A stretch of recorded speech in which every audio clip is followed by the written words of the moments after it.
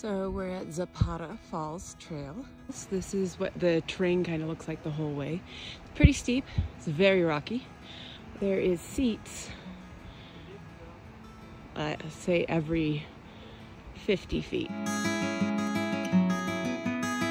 It was a very nice trail, definitely moderate, just due to the incline and that it was a lot of big rocks in the way. So just something to know. But it is only a half a mile there and a half a mile back. So all of those other places on the website are wrong. I'm guessing what they're getting wrong is there's a ZAPATA trail and there's a ZAPATA Falls trail. So this is ZAPATA Falls trail. Something else to know about is that once you get up to it, to actually see the falls, you have to go a small jaunt in some cold water.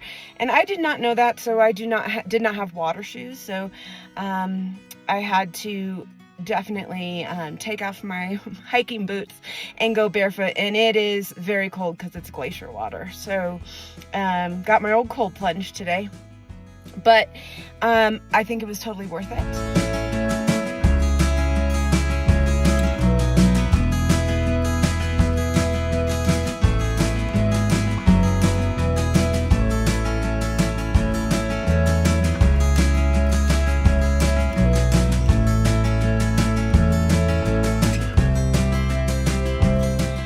On the way up, just before you hit the area where you would enter the water, there is another trail to the right. It does not have a name.